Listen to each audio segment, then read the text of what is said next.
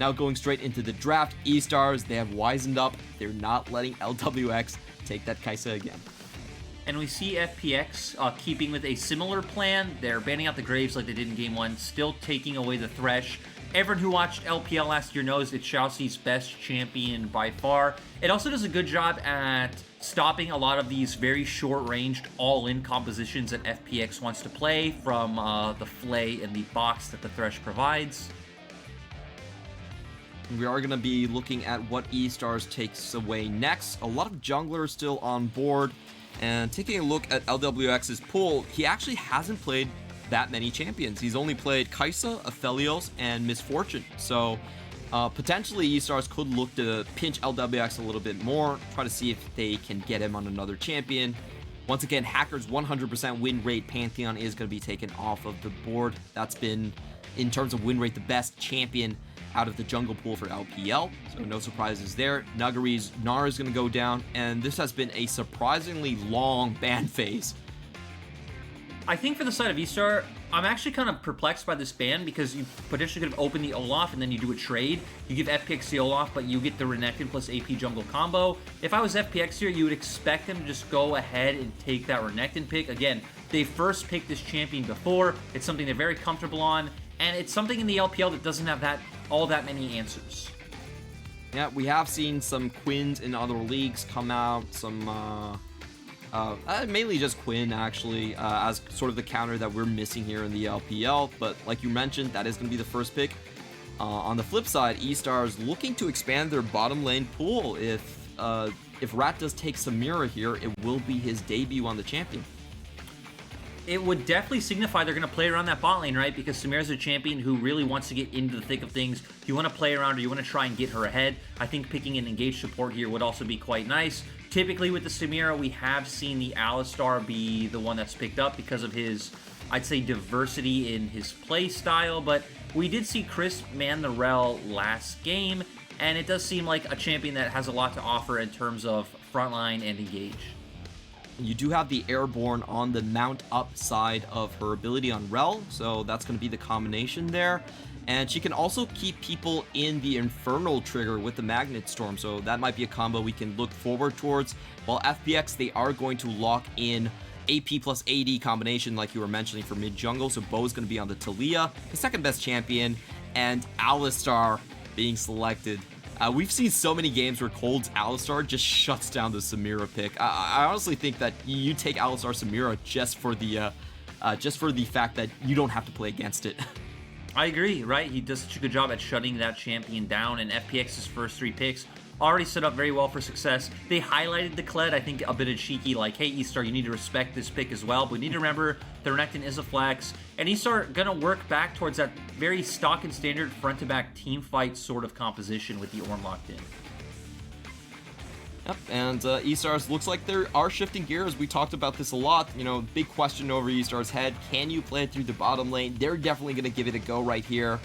They are going to ban away the Xayah, and that's an interesting one since LWX has never actually played Xayah. We see Stake having a laugh at that one, and LWX himself looking a little bit perplexed. It's like, they banned something I don't even play. Win for me. I'm really curious to see where Estar go with their jungle role. I feel like the AP junglers that are left open fit kind of awkwardly into their comp. Nidalee obviously wanting to play at a range where you have a very all-in sort of composition. Lilia as well feels like it's not the best pick. Lee Sin is one of Hacker's go-tos, was already banned. And the only other thing that he has played that's left open is the likes of a Hecarim, which, I mean, Hecarim, I think, is fine in this meta. He does get he's a bit slow at getting started in the early game, so Estar would at least need winning lanes, but Clement FPX took that away as well. Ponies are all about friendship, but FPX doesn't allow friendship. They don't want the Rel Hecarim combination. They're going to take that one out. Yeah, I totally agree with you. You know, the question really is, what is there left in Hacker's pool? He might have to go back to something that he hasn't selected this season whatsoever. He might have to go back to champions that well, he might go back to Lilia. That's another 4-legged creature that goes well with Rel, I assume. That was kind of superficial, I admit, but but what do you want to see out of FPX? I think just kind of keep all inning on this early game skirmishing and team fight. I would like to see either the Jin or the Misfortune here, but instead going with the Vayne. So wanting to bring a bit of spice, you obviously have that Condemned to kind of keep the Samira at arm's length and reposition the fight. Really good against a lot of the frontline champions that the likes of Estar are bringing out. And then Sett coming in, you expect it to be put in the mid lane, but could be a flex towards top as well. Sett obviously doing quite well into that Ornn matchup. Looks like Estars are considering an AD mid laner now that they have Lilia, an AP jungler. And we saw Yone being hovered, also the Lucian here. But it will go back to the Orianna as the final pick for Estar. So walk me through this these compositions, Lyric. What do you see it on both sides? For Estar, right, they kept it the same as last game. You have the double front line, you have the ability to go all in. The nice thing about Lilia is she at least presents a bit of, I'd say, non-committal engage, right? You can throw out the swirl seed, try to find a sleep and find the right timing, but they're scaling on their side. They want the pure 5v5. FPX is more interesting, and it's going to be really curious to see where the Renekton and Sett do both go. I'm expecting it to stay the same as it is now, but it's going to be a lot of what we saw last game. You're going to be playing to the strength of your top and mid laners. You have the setup there in both lanes for the Taliyah full combo coming out from both laners having stuns. It's going to be a lot about early game skirmishing coming out from them, and then maybe transitioning to a 1-3-1 setup later on in the game. So FPX definitely favored in the early game. They have the skirmish advantage, while on the other side we have Estars coming in with the more teamfight focused composition, but with a different laning emphasis now that they do have the Samira and the Rel into the bottom side. I really think that this sort of a matchup does come down a lot to junglers, because the junglers for Estar's Hacker has to keep his lanes alive. He has to make sure he defends his own jungle while keeping up his own farms. There's a lot of different points of pressure that FPX can throw at you. While in the meantime, if Bo can find his combination with Renekton or Sett, then it just seems like they can start the snowball early. That's the thing is, junglers are really going to find this matchup because they work in very different ways with these compositions. Taliyah's a lot more of a lane-focused jungler. It's about finding these ganks first and then transitioning the successful gank into taking vision or taking a neutral objective, to where Lilia, it's about using your supposed winning lanes into finding your own advantages within the enemy jungle and then transitioning that into taking objectives. So I feel like the Lilia is going to have his work cut out for him this time around because Renekton will have push in the top side. Sett should get bullied out maybe early on off the first few waves, but then like all bruisers in the mid lane, you're going to be able to ignore the minimal damage that a late game mage can do to you in the early game. Yeah, not really much that the Orianna can do to dent the Sett. So once again, Doinb is going to be playing with his favorite thing in the world, and that is mid lane priority. Going to be able to roam the map and make things happen all over the place, while Estar's once again a little bit more on the defensive side of things. We are a little bit sorry. Seems like we have some sort of a tech delay going into game 2, but we definitely will be heading into game shortly.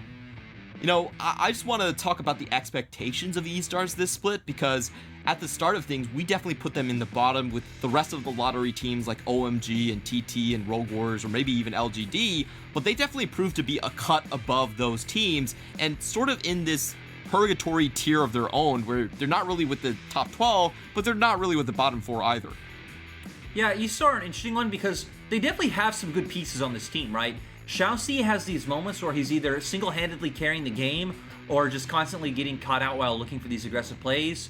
Irma, as we highlighted last game, and I think a lot of people could see from his teamfighting and skirmishing, very promising mid laner coming in, and I think Hacker has been a pretty good fit for this team. And you have a lot of, I'd say, team-oriented elements. Hacker and Shiauc are both very team-oriented players, as even Crisp said in his statement before the game. So you have both a team foundation and I'd say like an individual mechanic foundation coming for both sides. So it is kind of sad that they are kind of the gatekeeper of not exactly playoffs, but better than the true bottom of the barrel who are missing either the player skill or the team elements. Yeah, I can see where you're coming in with that. There's a lot of very old rosters on the bottom 4, like OMG, LGD, and Rogue Warriors, all fall into that category. Estars, you definitely have a little bit more development going on, I would say. with players like Shiauc and players with Irma as the highlights of kind of this team. And I always enjoy watching the players when they can't talk to anyone. This is part of our rules. But they also have to just stare at their screens. They usually come up with some very interesting fidgeting. And I felt like Rat was shaking the most here. Rat definitely seems a little bit nervous on stage.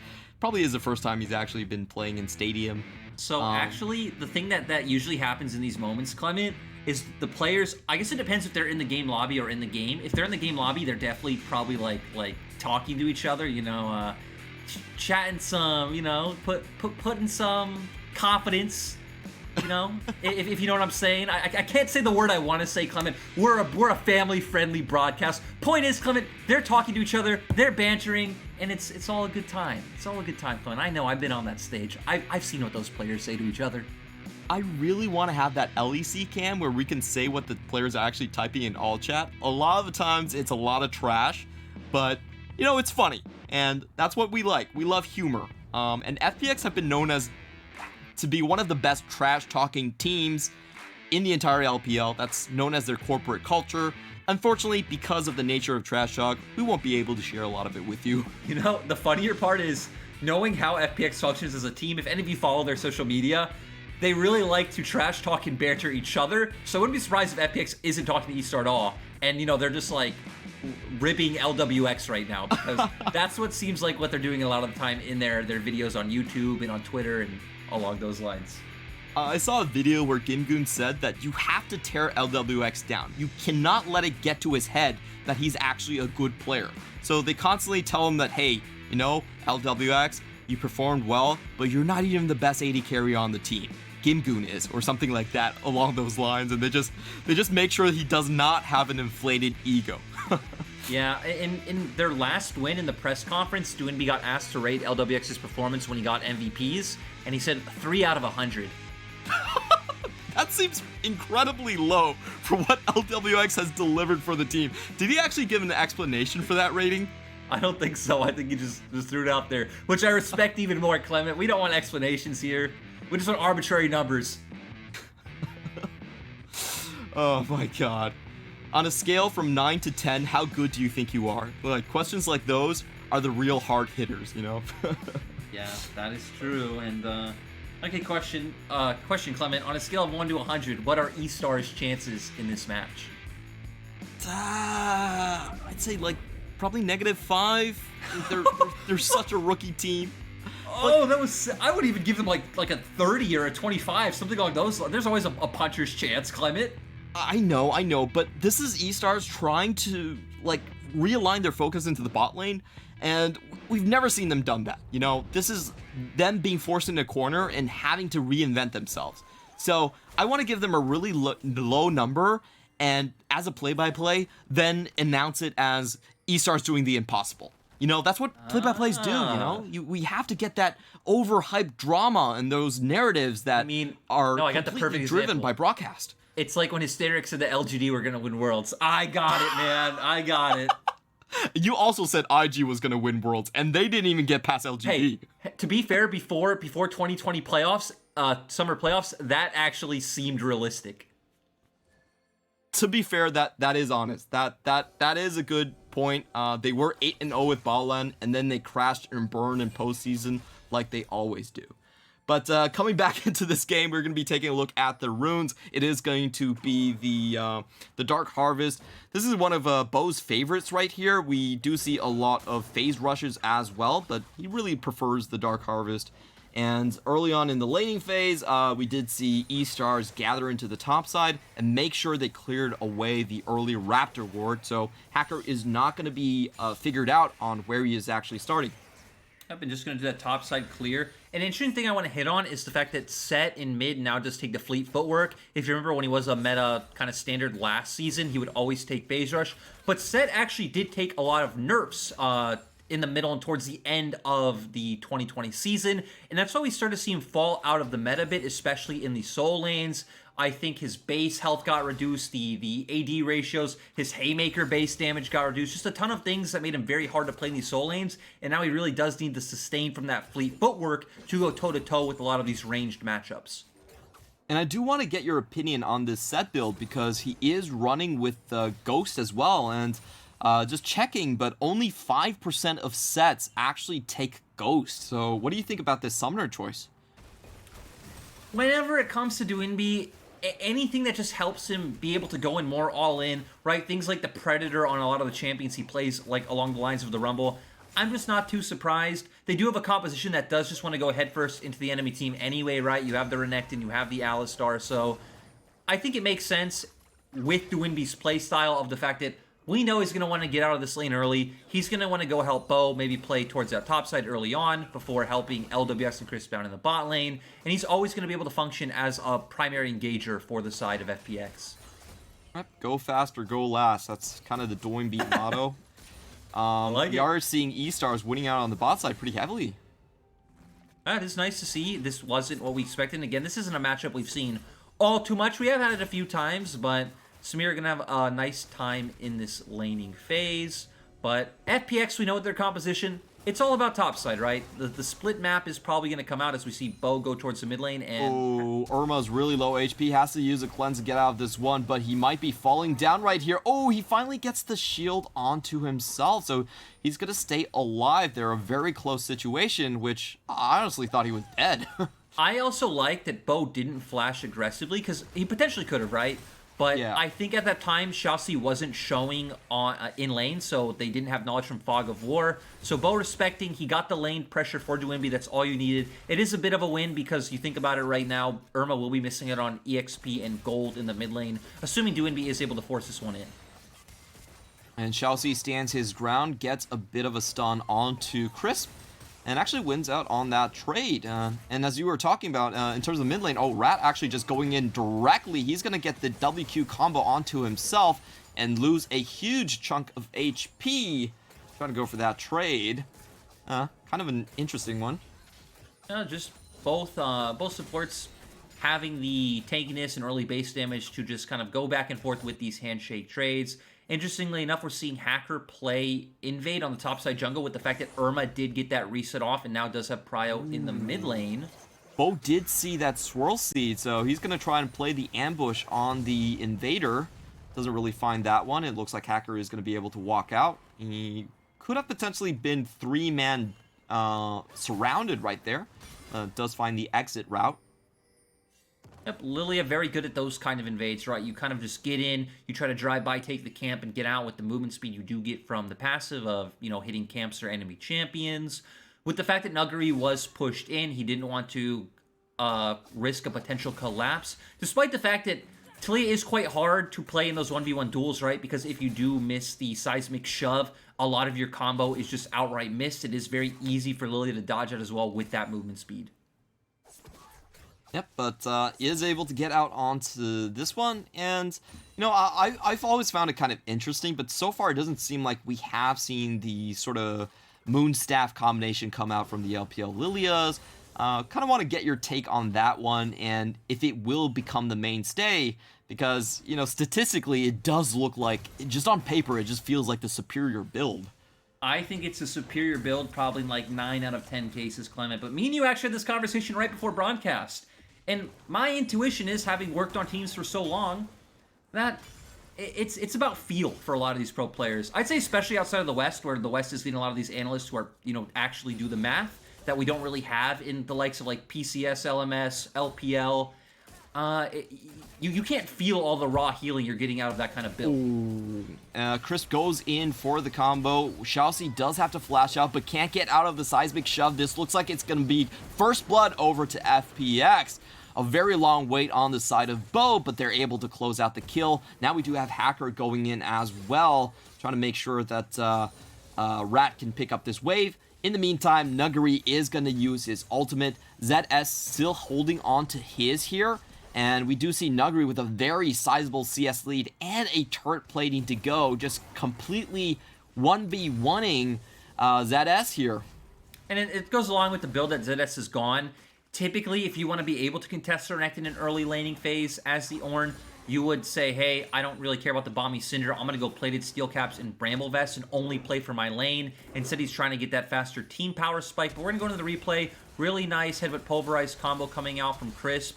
he is able to lock Shiauc down with that E, which sets up the seismic shove into the full Talia combo. And then the nice condemn coming out from Vayne. Just a really nice chain CC coming out from the side of FPX. And looking at FPX's comp, you have so much lockdown to set up for all this Talia damage. It must feel so good for Bo to play this champion right now.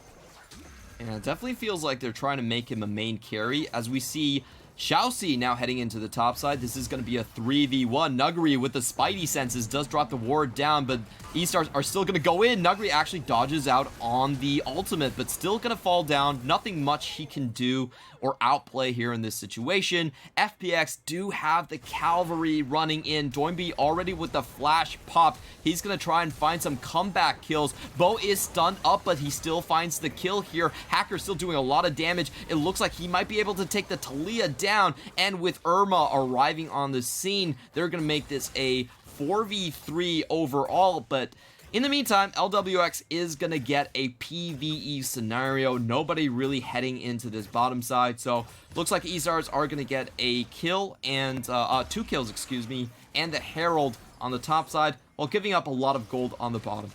I really like that sequence of plays coming out from Estar, though, Clement. We saw Shiauc, after he died, out of base, realize, hey, ooh, I'm going to pause. But Rat actually goes a little bit too close to the Crocodile, as Nuguri does teleport onto the scene. I'm not sure who got the Herald just yet. Doinb is still in the thick of things, and the fight is not over just yet. Bo used his combo, didn't find the target, but he might be able to get Irma. Irma has to flash out of the Q here, and things do look like they sort of simmer down, but through all of this, LWX gets more time on that tower. Yeah, the whole sequence of the past 2 minutes have just benefited the side of FPX. LWX not sharing EXP, not sharing gold, getting everything to himself, while Estar are all sharing resources. They did get the kills, and they did get the Herald, so it is a bit of a silver lining.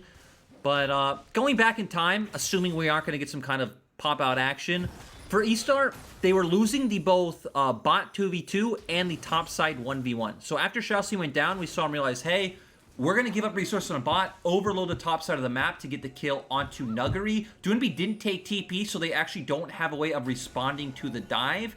And then for FPX, they just get greedy. They think they can force it. Irma actually has Unsealed Spellbook, was able to match the TP, and they win out big. So luckily, it was kind of able to get something back for their bot lane losing out so much.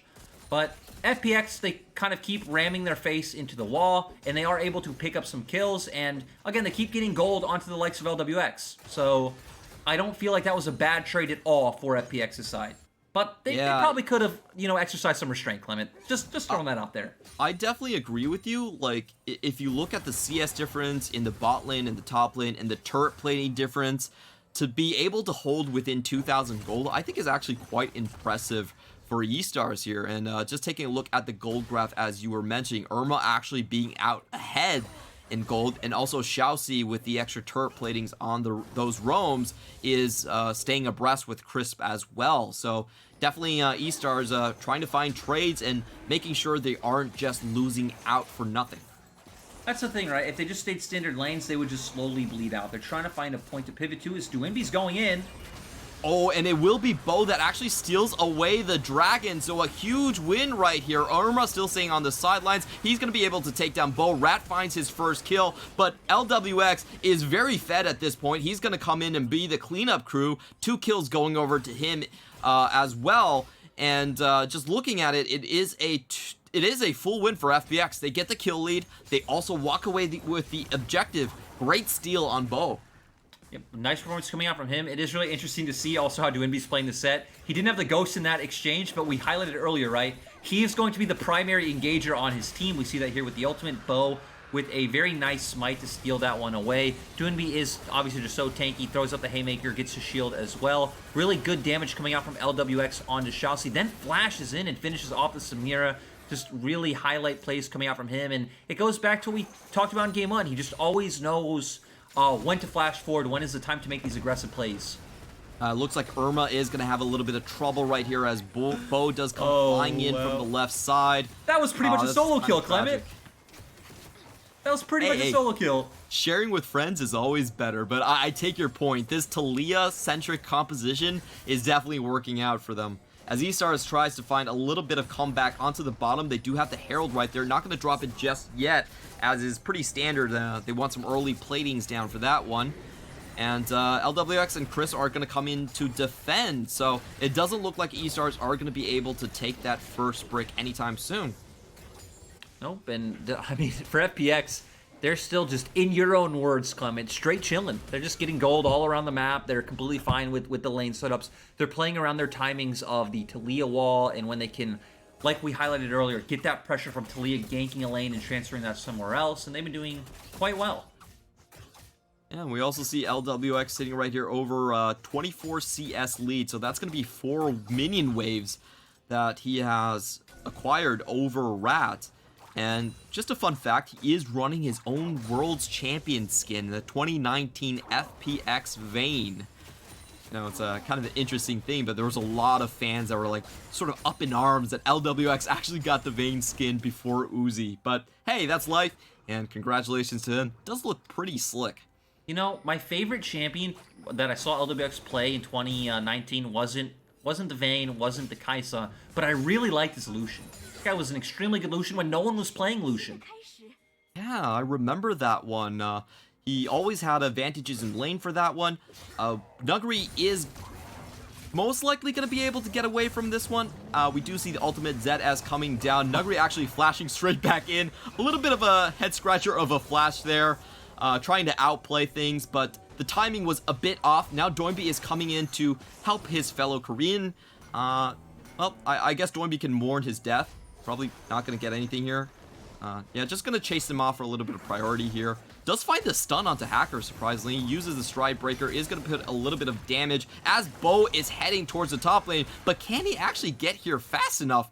I don't think so. So Doinb actually has to burn a flash for that one. Irma finds the perfect interception, and Bo might just go down. He does fall down, and Doinb overplays his hand. It's going to be a 3-for-0 trade on the top side for Estars.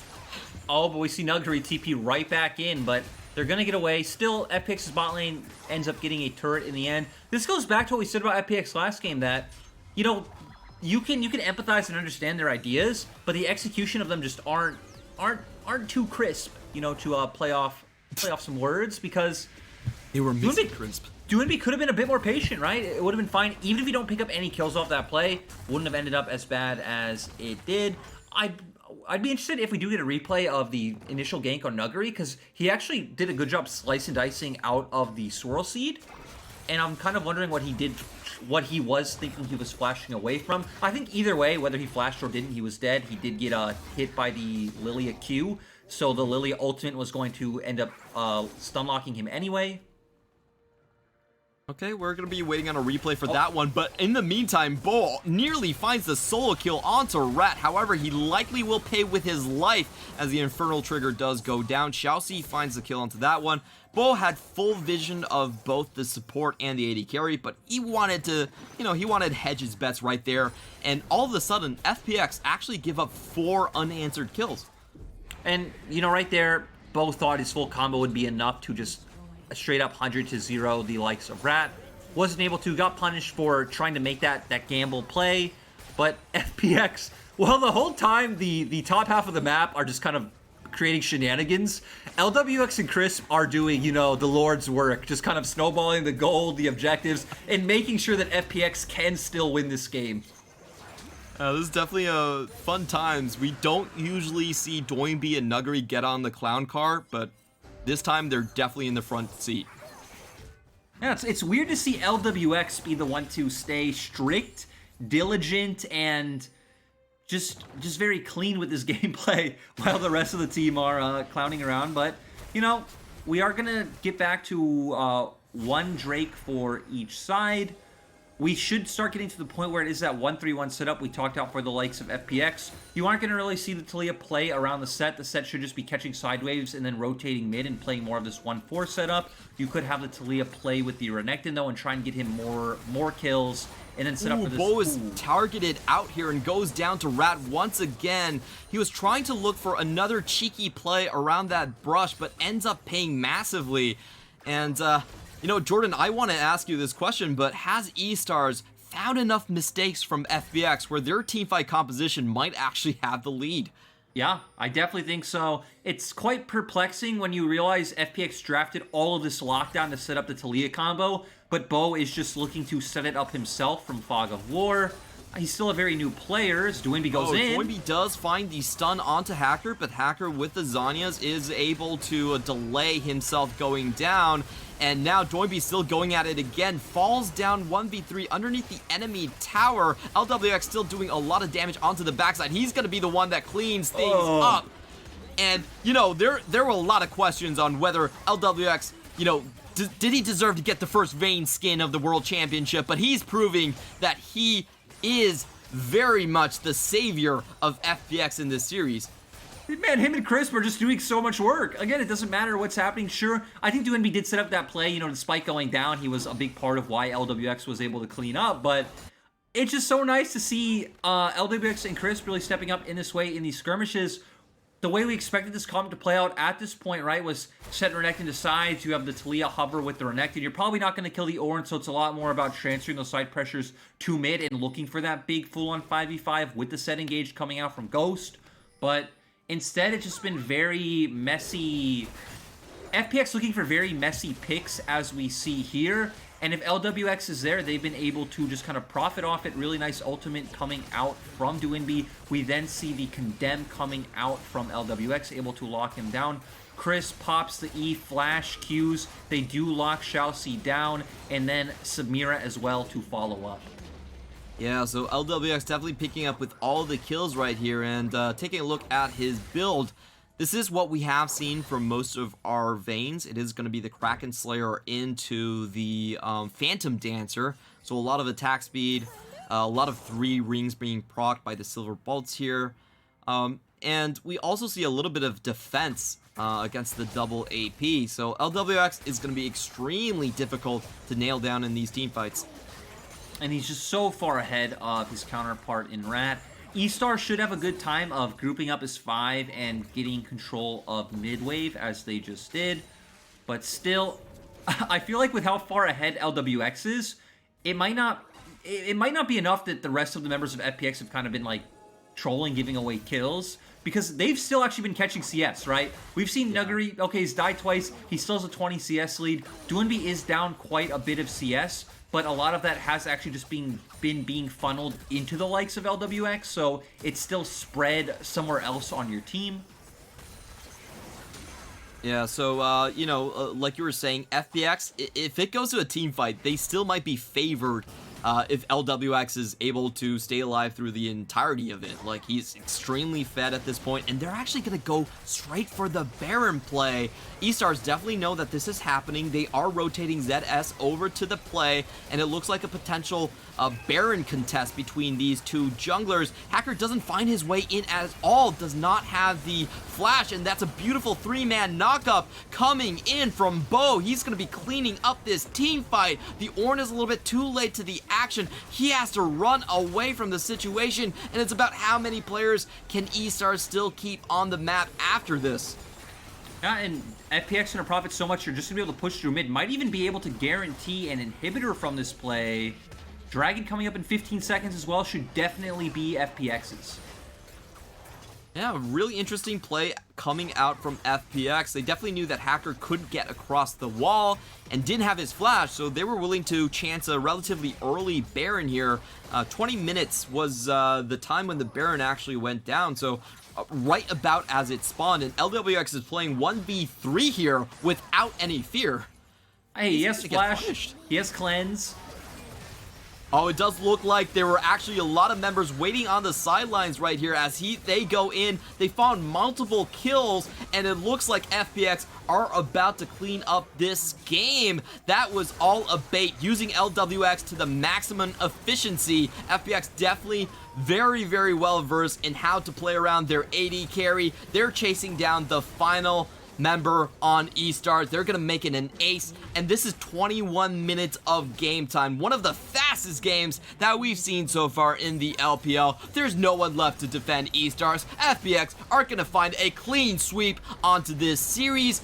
I'm not sure if Lyric is back, but we're going to look at the final kill. Shiauc trying to defend, trying to buy some time for Irma as he comes back onto the map, but I don't think this is going to be enough. Doinb finds another double stun. He's going to be fountain diving, excuse me, right into the laser beams. He doesn't care. He's feeling happy about this one, and we see the thumbs up come out from Irma, recognizing defeat, and FPX are going to find a clean 2-0 series off the back of a great performance